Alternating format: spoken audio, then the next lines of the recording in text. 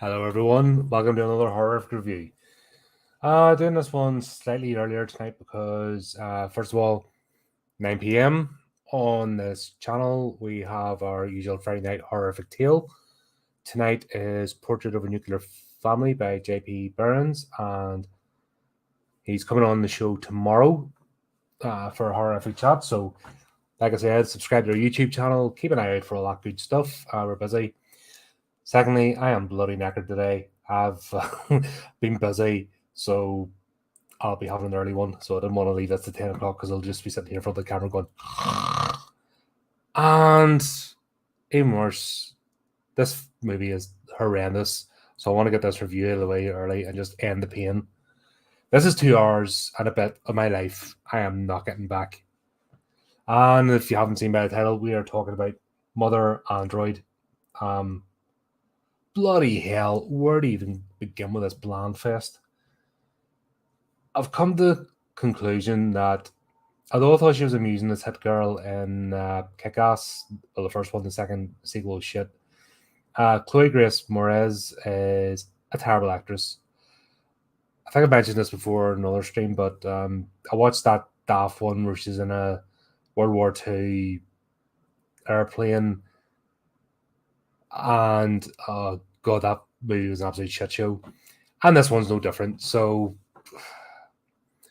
I'm beginning to think she pops up a lot on Instagram. So I think she's one of these now Hollywood types that's going to do photo shoots and maybe try and act and stuff now and again. I don't know. Not impressed with her, and definitely not after this one. If you have an idea of a movie that she's actually good in and gives a decent range, let me know, and I'll check it out. Ideally horror, but even if it's not horror, drop the link or the suggestion, and I'll check it out. And if it's not horror, I'm not talking about it on here. I might mention it in passing, but seeing a bit of a pattern. Right. Where do we begin with this? We start off, couple of middle class arseholes, basically, college kids, big house parents, set in a. It's almost Isaac Asimov territory gone wrong, if that makes sense. So you've got androids running about as servants, and they're kind of hinting the three laws. Obviously, they can't say it or else it'll be done for copyright, but they're kind of go along those lines. These two have no chemistry. And it starts off, she finds out she's taking pregnancy tests. Why you're taking pregnancy tests in the bathroom of your parents' house is beyond me. If they've been shacking up together, why aren't they doing it there? But it's weird. Anyway, they're doing that about 3 pregnancy tests. At that point, she doesn't know if she is or she isn't, and then she does this weird thing about taking the pregnancy test. They have this talk, and he gives it, "I love you, marry me," and the guy's a wooden plank, so she. This is what I mean. The baby, is that what happens when wooden planks mate? Does Neil come out? I don't know. They're both awful in this, but yeah, he tried to do the marry me thing and that there, but there's no chemistry between them, and they're almost going through the motions. But then she takes a pregnancy test, takes off one of her socks, hides them in her sock, and then throws the sock on the ground. Like, it makes no sense. And this is supposed to be building up drama. And really, I'm just scratching my head, and just wondering what the hell's happening. So we're leaving the house, and the house robot, the android, says Happy Halloween to Sam as they're heading out. And he's like, is it? I've got Eli in the brain. God, I have about 4 movies now with flipping versions of Eli in them. God, I'm gonna be dreaming of flipping Eli and just Eli's, like counting Eli's, jumping over fences to go to sleep or whatever. The first android's called Eli. Says Happy Halloween, but he's wearing a Christmas jumper and it's all decked out in Christmas decorations. Like, oh, but it's Christmas. Oh, okay, sir. Foreboding, foreshadowing. You're like, oh, yeah, no. Go to our house party. They're going to a house party. And already, like, should you be drinking? Should you be doing this? And they're like, just there's nothing there. Not even tension. It's a weird relationship. Then she says to one of her friends that she not sure about she wants to be with him or relationship. Blah blah blah. It's friggin' feelings in corridors, and it becomes feelings in forests. It's like a flipping extended CW episode where everyone's just going to be talking about their feelings for an entire thing. But yeah, woo woo whoop whoop, all their phones, and they make a big thing. She leaves her phone behind on the desk, and they make a whole big thing about it, but it doesn't go anywhere. And you're like, what? Like seriously? Yeah, bonkers. They make that whole big thing about her leaving her phone on the bathroom cabinet or sink. Yeah, the sink unit. I told you I'm tired. I'm tired. I can barely speak. And this movie has just mushed my brain. But they make a whole big thing about the phone. No payoff, no reason. And all of a sudden, everyone's phone starts going whoop whoop and all that kind of stuff. Then the house robot goes nuts and tries to kill people, and then it just gets stupid. Um, these are supposed to be college kids and frat boys and frat girls and blah blah blah. Yes, the android's strong, but three or four of them would be able to. I mean, there's only one of them cutting about the house. It's not like there's a whole army of them at this point, but yeah, they make a whole big thing of that, and it's dumb. And then it fades to black, and then it's months later. So she's went from not pregnant to like heavily pregnant toward near the end of giving birth. They're in the woods. They're in a tent. They've got this, one of those lanterns, and then they're worried about noise and stuff while they're beaming a big, huge lantern in the thing. And you're like, if you've been doing this for 9 months and you've been avoiding these androids, because that's kind of the premise that civilization's fallen, they've left the cities, they're hiding out, then you'd be a bit more tactical. Just saying. And it's just dumb. And then it meanders on. This really takes its time going anywhere and going nowhere at the same time. Yeah, I don't even want to give us that. I'm not going to go blow by blow, but there's like an outpost military base. And Jesus Christ, it must be an American thing, but nobody can. There's something about Americans in these movies that can't speak to each other civilly.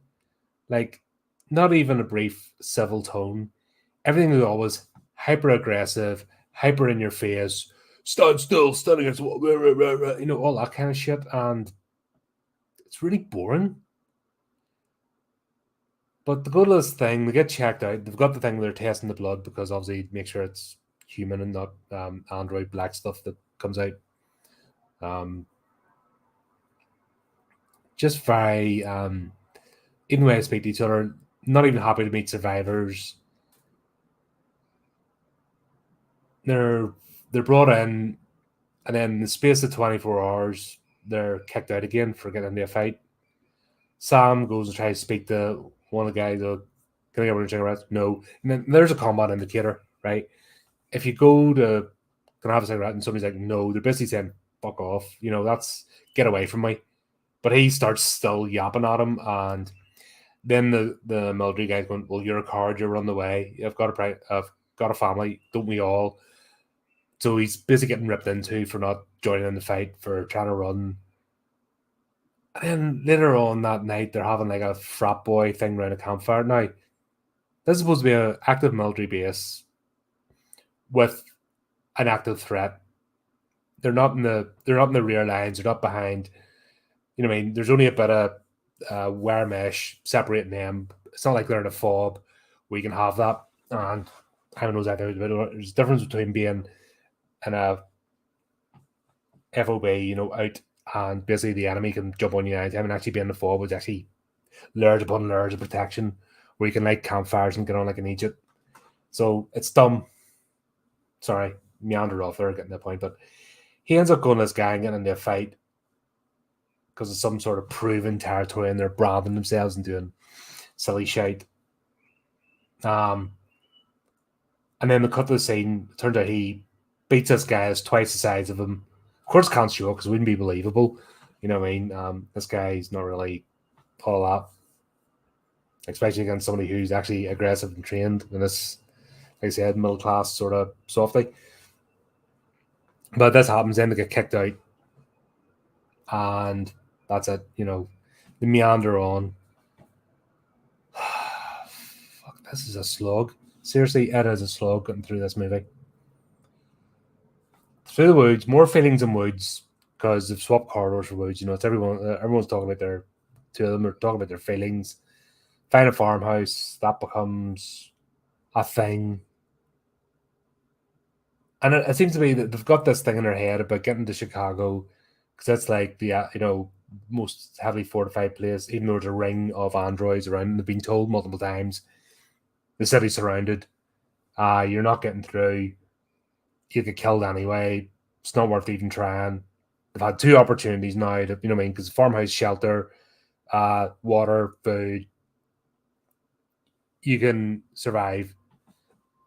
And plus, if you're not a densely populated area, these things aren't really, if they're thinking logically, they're not scarring the earth, they're utilizing resources to whatever means. We're never getting insight about their androids either. It's not like you get more, even with the cheesy sequels, but the Terminator movies gives you more of an insight into Skynet and its motivations. When you had I mentioned Isaac Asimov, so when you have like Survive Robot, what do you call her? Hella, was it the Helen? I think the mainframe. She gives her motivations why she turned rogue. Some of the R series, the God, what was the detective? It's been ages since I read those books, but like the Ardenale series, I can't remember the detective name, the robot, because all the androids have designated R instead of Mr. It's their suffix. But they give their motivations why they do what they do. This thing just doesn't. You're left hanging. Find a bike. Oh, let's charge through because that's clever. Yep. So if we're on a bike going fast, we're going to get there. Yeah, even though they've already been told that it's not going to happen. So they jump on a bike because he magically fixes it. They go zoom, zoom, zoom, and then they get caught because all the androids are, as they get closer to the city, guess what? There's a concentration of androids and start coming from everywhere. They can keep pace with the bike. They've got drones. They work in coordination. He drops her off, and she's running with a pistol, a revolver, and the bike's bouncing, and she's hitting them in the head with shots. And you're like, nah, come on, don't do this nonsense. While heavily pregnant, like, it's just dumb. They get separated. This guy appears out of nowhere, hidden in the bushes. She's hiding. It's that come with me if you want to live type thing. Fucking weird. Hides her at the back of a truck, tells her about this weird fucking oh Jesus Christ. Super duper camouflage that the androids can't see if you wear it, and it's a bunch of fairy lights on a jacket. It's that friggin', fiber optic friggin' LED lights and fairy lights sticking out, and it just looks tragic. And it's supposed to be an electronic ghillie suit. And it's dumb. And yep, Sam gets captured. Turns out they take him back to this place. They're torturing him for whatever reason to draw her out. He's talking about feelings. Feelings in a we'll go from feelings in a wood to feelings in the back of a truck. The feelings in a torture house. Yeah, and then she becomes super badass. Rescues Sam. The only decent horror bit of this was actually him getting tortured, where they're actually stamping on his leg. It's broken, but still do it to bring him pain. So they effectively, they are brutalizing him. And that's only a bit of horror in this, because there's nothing horror about the rest of it, even though it's supposed to be a horror movie. That's only bit that's actually remotely horror. And because you have no investment in the character, felt nothing. Didn't even felt a sense of urgency because you can kind of see where this is going. She rescues him. The guy appears again. And then next thing you know, they're waking up in a hospital bed. Okay, so apparently they drove through, got blah, blah, blah. She's had the baby. They give her a C-section because she was about to deliver. And then a guy comes in to ask her questions. And once again, it's this don't have basic civil tone. You can ask people questions. Guess what? You can be a military person and have manners. It is possible. That's good. You'll answer my questions. We need to get this sorted out. So if they're unsure of them, they have them right in the middle of the thing. But anyway, blah blah. Turns out they're being tricked because the guy rescues an android and set it all up to get them through the perimeter.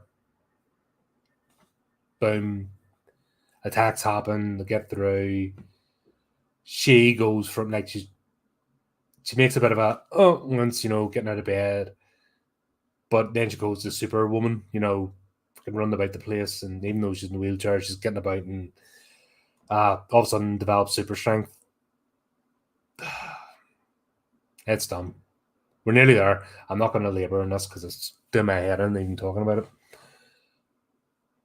She triggers the EMP to save the day, and then Sam's lost the bottom of his legs because obviously they got mangled. Once again, felt nothing because shit character. And once again, everything you see, Chicago, smoke and ruins, pretty much like it is today. Smoke coming up and stuff, and things burning, the place getting wrecked. They're in the harbor. This whole thing about Asia, the Asian continent taking in refugees, and mainly the Koreans. She thought it was going to be just mothers and daughters. Turned out they'll only take babies because there's no room. Because it's easier to look after and raise a baby than have adults turn up as well. And because he's no legs as well, they can't take any wastage. What the hell? So big emotional scene. So I have feelings went from feelings in a back of a truck, feelings in a hospital bed, the feelings on a wharf. So we'll have some feelings there too.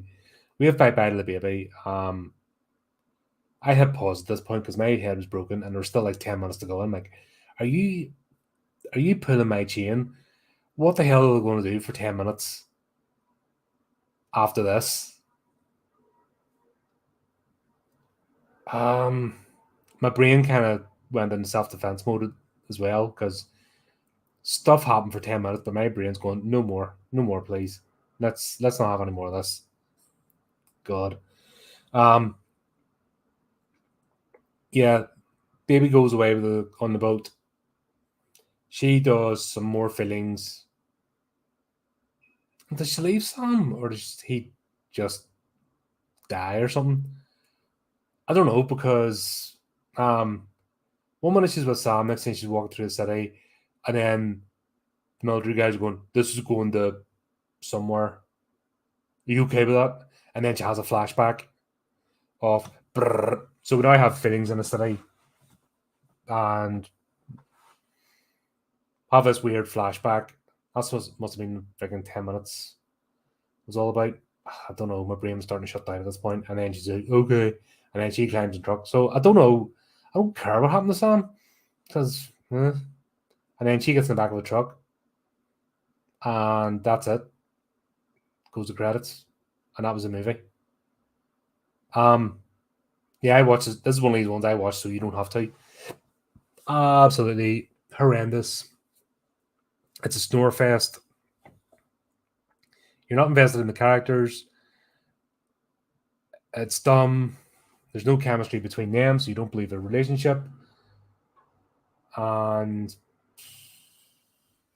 I'm now getting to the point where if I see that wee girl's name, I'm not going to watch a movie because that's a couple of times now and it's just been absolute pants. So there you go. There's that. Anyway, that was depressing. It was almost as depressing as watching the movie itself.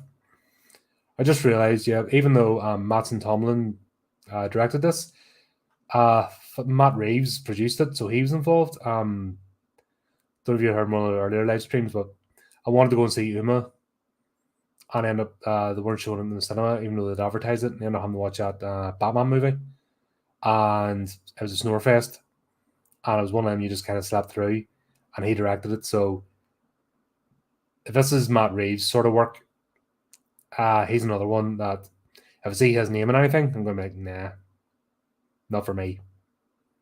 Kind